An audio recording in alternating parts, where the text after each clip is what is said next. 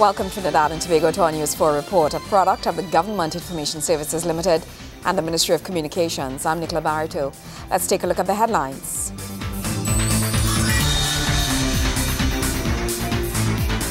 The Ministry of Justice, in collaboration with the IDB, launches a National Offender Management Information System. GISL and the Trinidad and Tobago Football Association signs an agreement to bring live coverage of the TT vs Argentina Friendly International. And the Finance and the Economy Minister reassures citizens that foreign reserves remain strong. Thank you for joining us. The Ministry of Justice, together with the Inter-American Development Bank, held a workshop on best practices for establishing a National Offender Management Information System. The system seeks to keep track of criminal offenders from the time of first committal to the end of serving their judged sentence.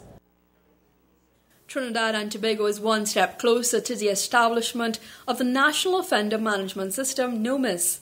The project has been in the making since the creation of the Ministry of Justice and aims at establishing a database that can be accessed by all members of the justice system as well as law enforcement agencies in recording and keeping track of offenders. Minister of Justice Emmanuel George explained how the project will work. With the Offender Management Division and NUMIS, the Ministry of Justice aims to create a single, integrated and readily accessible national database of offender information that is a source of comprehensive, up-to-date records and reliable data. NUMIS, as an integral part of our offender management system, will be a database that contains information related to an offender's criminal history, including his previous convictions and his pending matters. The system will also capture details of an offender's pre-trial release or detention.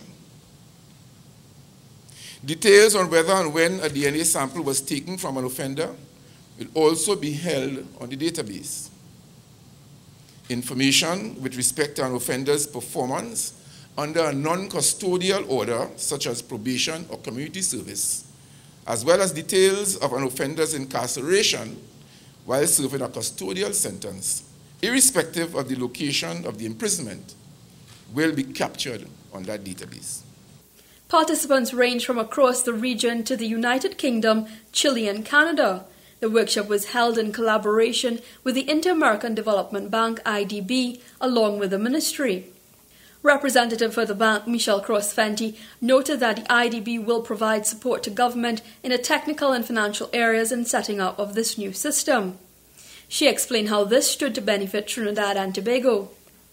A National Offender Management Information System, or NOMIS, is predicated on a strategic approach to end-to-end management of each offender from first contact with the correctional services to full completion of sentences.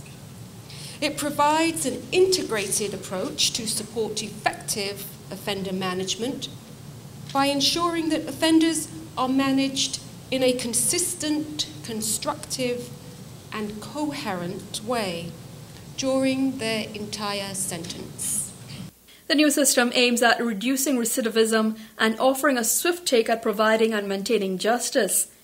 Minister George explained that the implementation of this new system was geared at improving the criminal justice system in every area. In order to address the challenge of criminal activity in our current scenario, the Ministry of Justice, as the ministry with responsibility for transforming and modernizing the criminal justice system, has embarked on several policy and legislative reform initiatives. An effective system of offender management is at the heart of many of those reforms and is one of the most critical projects the ministry has introduced since its inception. The two-day workshop will provide a better understanding of the range of options available for the implementation of this system in Trinidad and Tobago, while it will consider the potential impact of existing tools, policies and procedures across the criminal justice system. as well as identify an appropriate solution for the local system in moving forward with NOMIS. Kimberam Calawan, News 4. In other news, Finance and the Economy Minister, Senator the Honourable Larry Hawa, is assuring citizens that foreign reserves remain strong. The minister was speaking in the lower house on Friday regarding the injection of some $1.2 billion into the foreign exchange system. Finance Minister Larry Hawa says government has injected $200 million, an equivalent of 1.2 billion TT dollars, into the system to address the allocation of foreign exchange. Speaking in the lower house on Friday, Minister Hawa says the move aims at allaying concerns raised by the business sector. He also gave an account of how much foreign currency the central bank has sold for the year. Over the past 4 years, 2010, 11, 12, and 13, the central bank has sold on average $1.2 billion per year to the system. So far, for this year, the central bank has injected $410 million into the banking system. Notwithstanding the support for the market, there have been continuous occurrences of tightness of supply. This caused the central bank to revisit the system for allocation of foreign currency to authorized dealers earlier this year, and to seek to introduce a new system to manage the distribution of foreign currency in a more effective manner. To address the immediate short-term needs of the market and to alleviate any concerns of the public, the central bank has today agreed to inject $200 million into the market, the equivalent of 1.3 billion TT dollars. This will meet all the demand in the system and allow for the continuing smooth operation of the market. In addition, the central bank has agreed to introduce certain changes to the allocation system, which I am advised has been well received by the banks. While the minister had spoken to the changes being undertaken by the central bank in its foreign exchange system earlier in the week, he referred to the new technical system in working to alleviate the issue of tightness of supply. The new system not only introduced a new technical regime, but also required changes in the behavioral patterns of the market. The new system has not worked as effectively as originally anticipated. As a consequence, the central bank has decided to revisit the system. In addition, over the past few days, and in response to difficulties being experienced by the public in acquiring foreign exchange, the Minister of Finance and Economy has met with stakeholders to determine the nature and extent of the current problems, and has encouraged discussion to address the short-term difficulties being experienced in the marketplace, as well as to determine measures which may be effected to improve the efficiency of the system. Meanwhile, the finance minister assured that the economy and its foreign reserves remained on a solid footing. While the structure of our economy, where there are a small number of sellers of foreign exchange and a large number of buyers, will give rise to continuing unevenness in market flows, we can give the assurance that the capacity and resilience of this nation in this matter remains strong, and all the demand for foreign currency can and will be met. Since then, the central bank has met with the Bankers Association of Trinidad and Tobago, BATT, resulting in a mutual agreement to further improve the distribution of foreign exchange. As of May 16, 2014, the level of net official reserves stood at $10,378 million, which according to the Ministry of Finance is more than enough to cover over 1 year of imports. Kimberam Calawan, News 4. Meanwhile, Financial Institute First Citizens Bank remains a strong institution. The statement issued from the bank comes after credit rating agency Moody's Investors Service gave a revised outlook from negative to stable. The agency advised at the market that it has downgraded First Citizens Bank's foreign currency senior debt rating and its long-term local currency deposit rating from A2 to Baa1, bringing these ratings in line with First Citizens' long-term foreign currency deposit rating, which is reaffirmed at Baa1. Moody's has improved the outlook on the first two ratings cited above from negative to stable, bringing them in line with the stable outlook of the long-term foreign currency deposit rating. The bank says it remains a strong institution with a capitalization ratio of 67%, as evidenced by its performance in the first 6 months of the fiscal year, despite excess liquidity and low interest rates. It also notes that profit after tax increased by 4.7% to $320.8 million, which was regarded to be among the best growth in the industry. News 4 continues right after the break. Stay with us.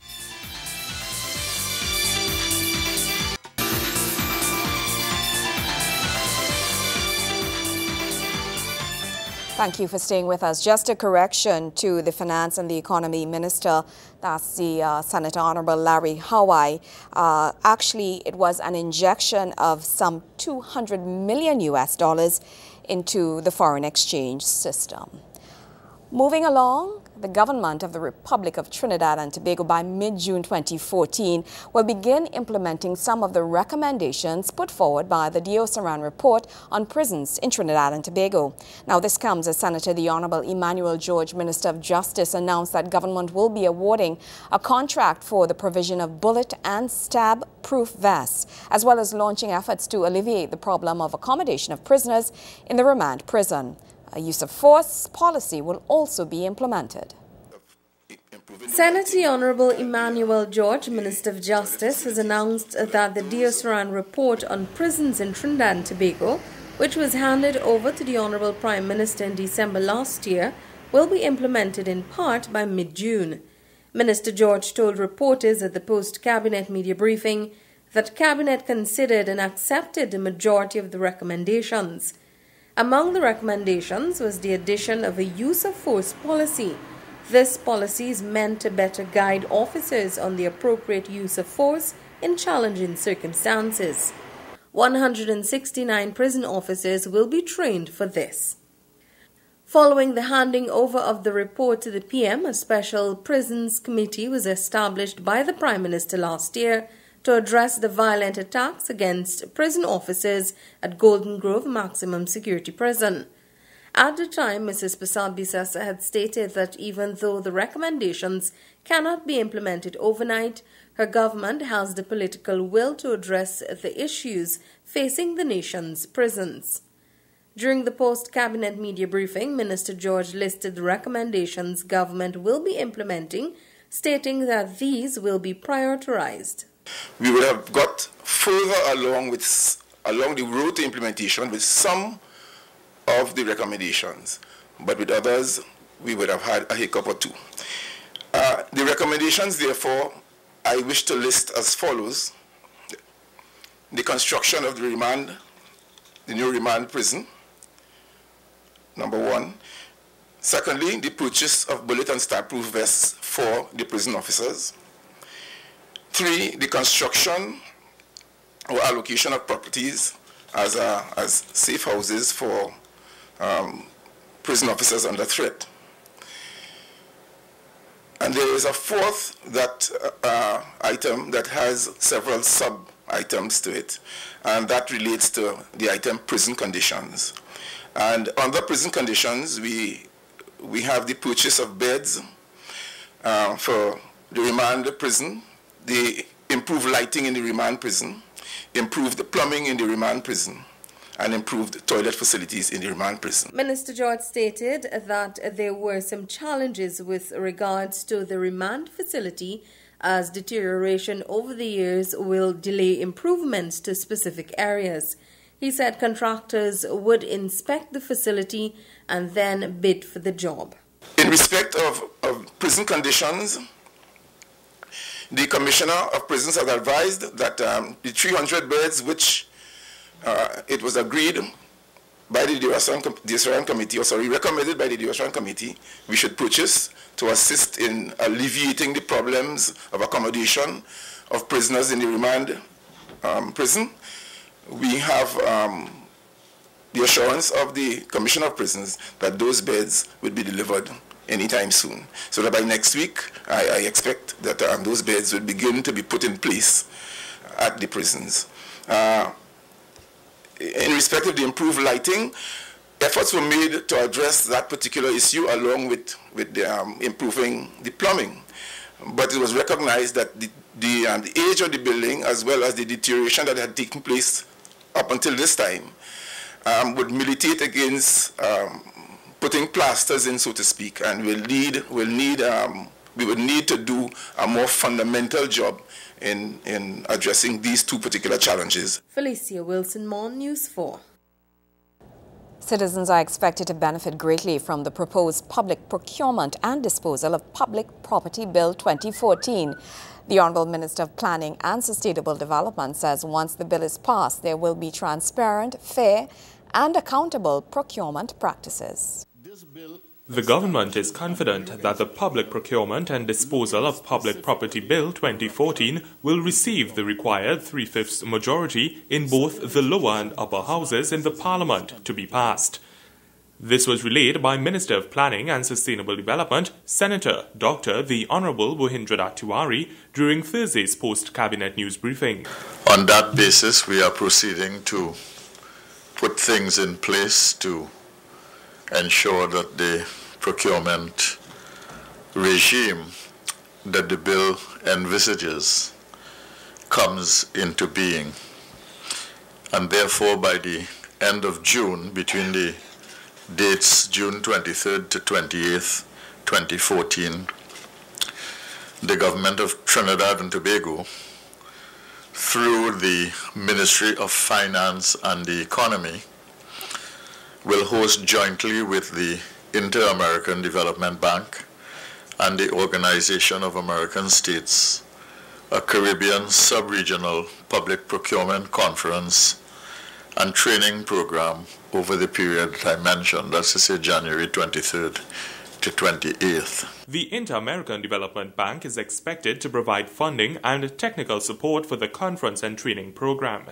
At the event, Trinidad and Tobago is expected to benefit from the sharing of experiences from entities including the Canadian and British governments. Discussions would also center on the new procurement law. Senator Tiwari noted that once the bill becomes law, it will fall within the purview of the Ministry of Finance and the Economy, which will see through its proclamation. The law that we are seeking to pass is a very enlightened procurement bill that focuses on very important issues such as transparency and accountability, value for money, and more than that, seeks to establish an independent regulatory system headed by a procurement regulator, deputy regulator, and other members of a board. And their main job would be to harmonize and integrate the procurement process across the public service system and the public enterprise system. And of course, to monitor and ensure that the practices required by the law are adhered to. The procurement regulator will have scrutiny over all procurements in the country's public procurement system and would report directly to the Parliament. The Honourable Minister said the bill seeks to address the question of the development of local industry and the development of local content, and so it is of great interest to the members of the local private sector who are the main beneficiaries of the procurement process as managed by the government. Nikolai Edwards, News 4. Thank you very much, Nikolai. News 4 continues right after the break. Stay with us.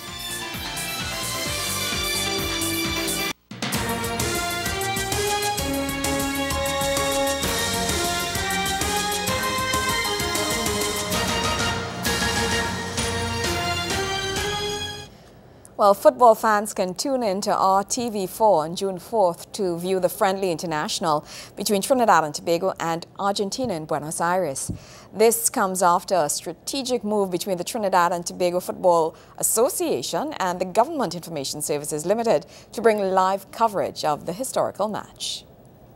The Government Information Services Limited has signed an agreement with the Trinidad and Tobago Football Association, which will see the broadcasting on Channel 4 of the pre-World Cup friendly between Trinidad and Tobago and Argentina.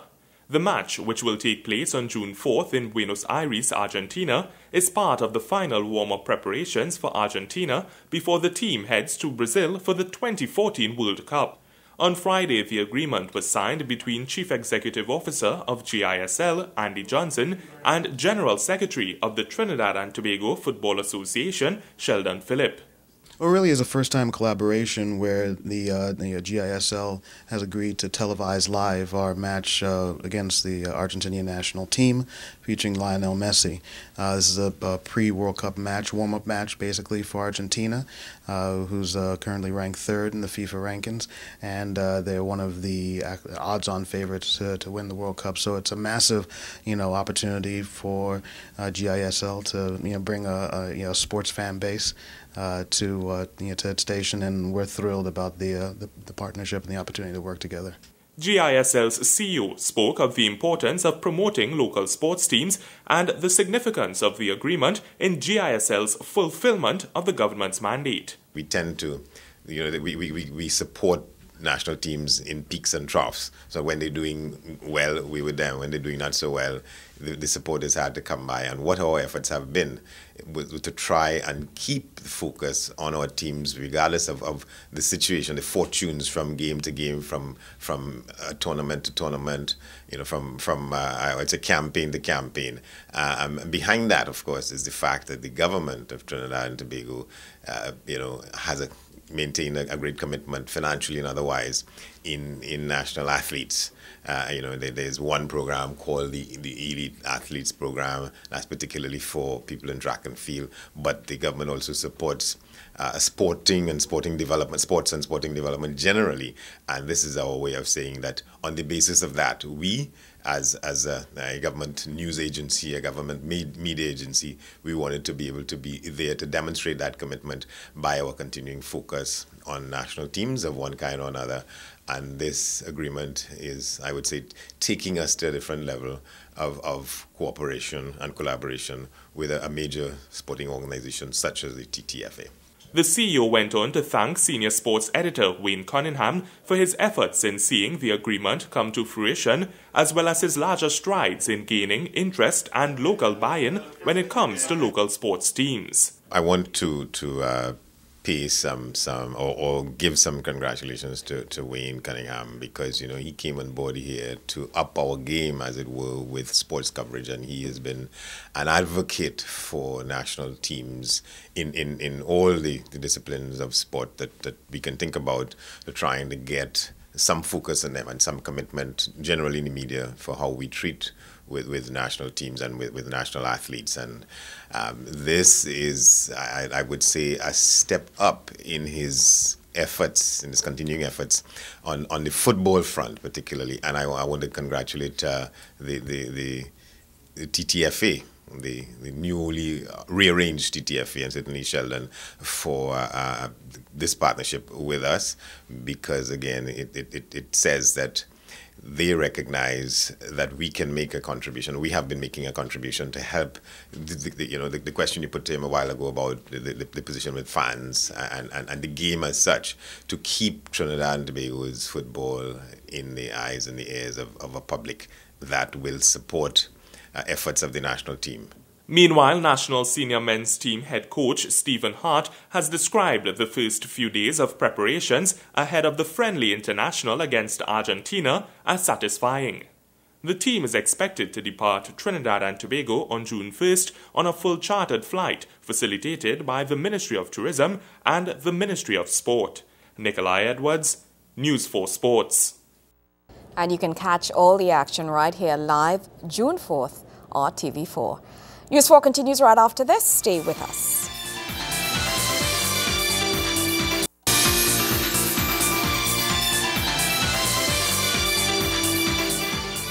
Prime Minister, the Honourable Kamla Persad-Bissassa, has extended congratulations to newly sworn-in Prime Minister of India, 63-year-old Narendra Modi, at a ceremony in the Presidential Palace in Delhi earlier on Monday. The Prime Minister commented on the ceremony, saying, quote, "The unity shown as Mr. Modi took the oath before thousands of guests, including his counterpart from rival Pakistan, Nawaz Sharif, is heartwarming, as it is the first time since the two countries won independence in 1947 that a Prime Minister from one state has attended such a ceremony in the other," end quote. Prime Minister Prasad Bisasa reminisced to the BJP party leader on the strong diplomatic ties which Trinidad and Tobago enjoys with India, which were brought alive during her official visit, or that should be her official visit, to India in January 2012. She continued, quote, "The Republic of India has set an example to the world in holding the largest elections in history, which is a demonstration of democracy and good governance at its best," end quote. Mrs. Prasad Bisasa expressed her hope that the two countries will continue to share friendly and mutually beneficial relations that exist between our two great nations during Prime Minister Modi's tenure. Well, that's how we wrap up this edition of our News 4 Report, a product of the Government Information Services Limited and the Ministry of Communications. Now, remember, you can view a repeat of our newscast weekdays at 6 a.m. and feel free to visit our Facebook page at www.facebook.com/RTV4. I am Nicola Barito. Thank you for joining us.